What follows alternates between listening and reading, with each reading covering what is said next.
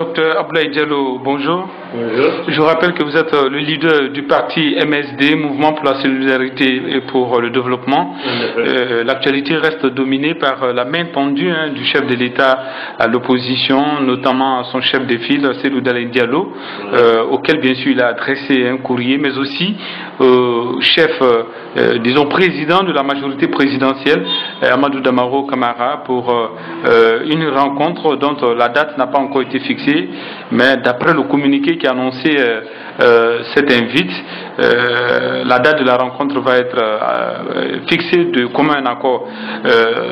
Certains leaders de partis politiques disent que c'est un jeu de dupes qui va commencer, c'est-à-dire qu'ils vont aller se réunir et puis raconter des choses qui ne vont aboutir à rien. Est-ce que vous, en tant que acteur politique, chef de parti politique, est-ce que vous avez la même perception de la chose?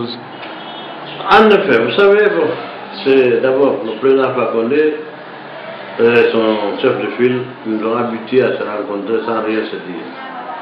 Bon, ensuite, la hauteur qu'on donne à la valeur du dialogue.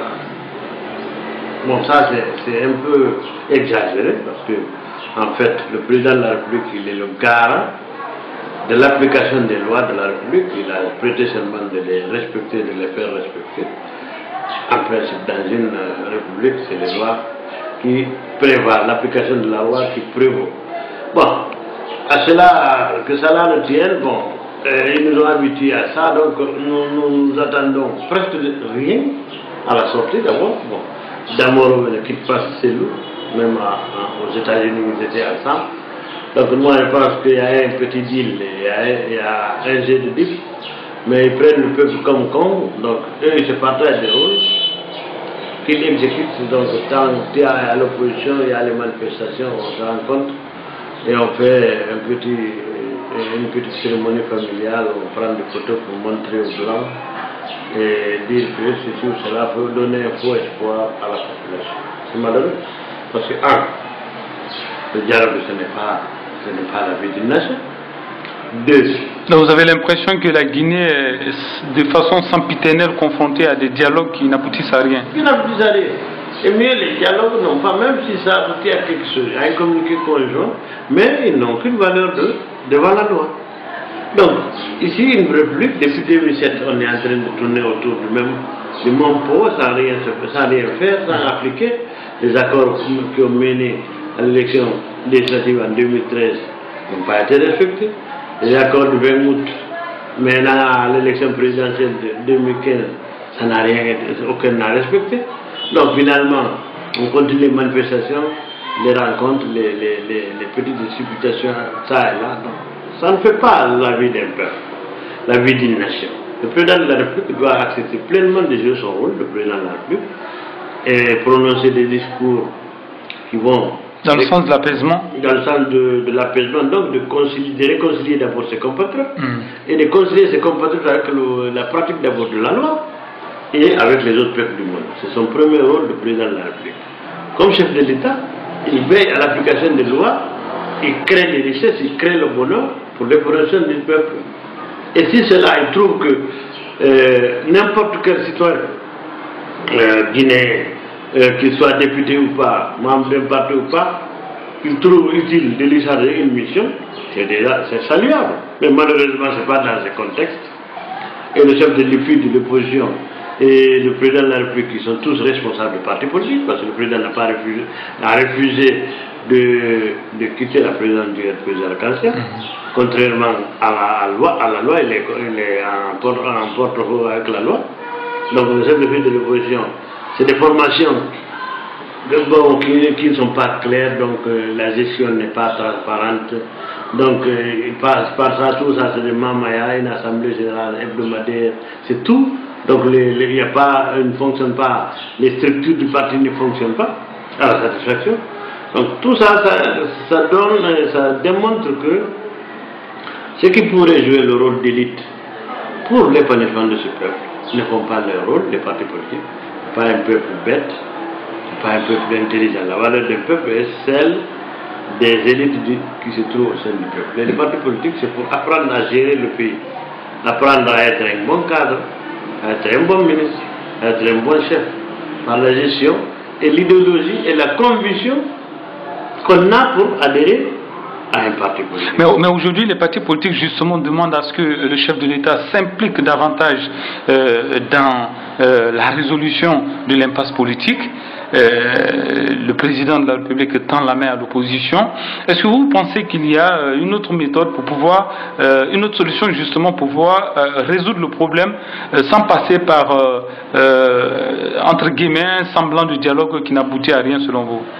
Écoutez, imaginez bon, que c'est des partis qui vont dire au président de la République de s'impliquer à l'apaisement, pour le dialogue. Moi, je ne trouve pas ça correct. Parce que le président de la République, quel est son rôle? Parce que c'est le chef de l'État, Cellou Dalein l'a dit, c'est le chef de l'État qui a les dernières décisions.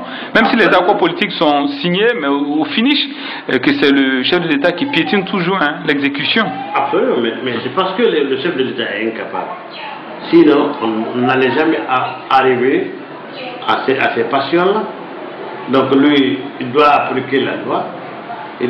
Donc vous savez, le mal de la Guinée, le mal essentiel de la Guinée, c'est qu'aucune institution de la République, que ce soit le président de la République, que ce soit les partis politiques, que ce soit toutes les institutions, ne fonctionnent pas selon le texte préétabli à la satisfaction de la population. Donc c'est juste, on se rencontre pour une photo de famille, on pense tromper les blancs, donc on cherche des fonds et on se partage. Donc c'est pas ça. Si vraiment on se rencontrait, les partis jouaient bien leur rôle d'éducation, de formation, et la population, même au sein des formations politiques, il devait y avoir un apaisement et des discussions responsables. Mais ce qu'il n'y a pas au niveau des formations politiques. C'est juste se réunir hebdomadairement. Bon, on insulte par là, on crie par là-bas. Au fait, on ne dit rien de potentiel, d'essentiel. Ensuite, à l'intérieur du pays, la vie du parti ne se limite qu'à la réception du chef, à partager des petits sous, une population affamée et malade, et le parti ne fonctionne pas. Donc ça n'épanouit pas, ça n'éduque pas, ça ne forme pas. Donc il y a un vide idéologique dans les formations politiques, c'est pourquoi il y a les bagarres. Sinon, imaginez-vous, on parle d'ethnie ou de ceci. Donc même si tous les Malinqués sont réunis dans une formation politique, et que tous les Manons sont dans une autre formation politique, et ainsi de suite. Si on rencontre un groupe de Peuls qui veut travailler à la satisfaction des Peuls, et qu'on rencontre un autre groupe de Malinqués qui veut travailler à la satisfaction des Malinqués, pour l'épanouissement des Malinqués, pour le bien-être des Malinqués, ces groupes-là vont s'interconnecter, ils vont trouver des points d'intérêt, des points d'intersection pour travailler ensemble. Mais malheureusement, c'est une sorte de mafia où le parrain, c'est plus tu es fort, plus tu résistes. Donc aucun n'a confiance à l'autre, tout est mafieux. Donc c'est que c'est pas sanguiné. Il faut que les gens évitent de faire du travail inutile. Bon, les manifestations de la semaine passée, le décès du jeune, on a tiré sur lui. Bon, ça a servi à quoi?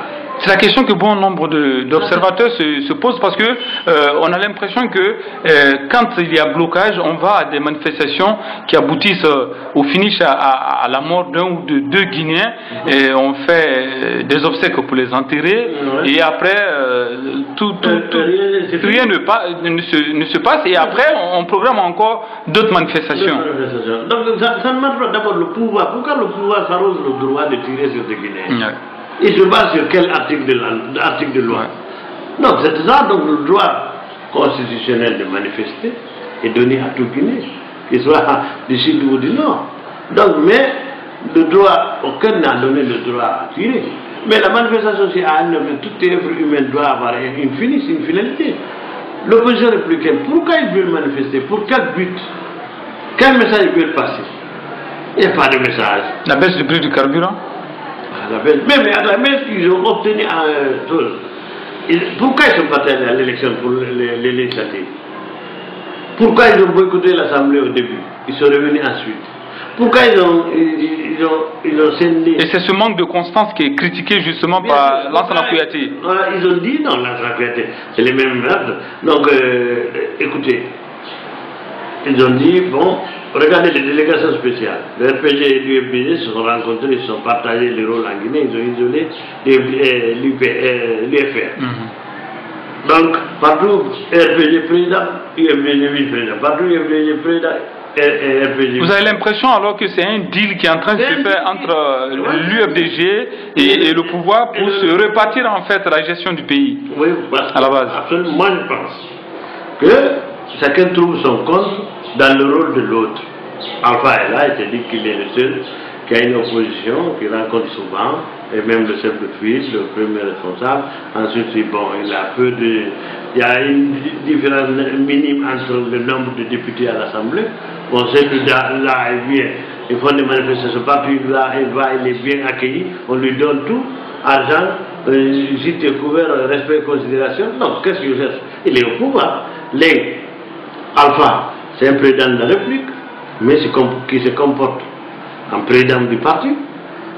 C'est un président du parti qui se comporte en président de la République, parce qu'il cherche de faire l'équilibrisme, donc il pense que tout, donc il faut amadouer par-ci par-là, donc il n'y a pas d'idéologie fixe. Alors c'est un jeu qui ne produira rien.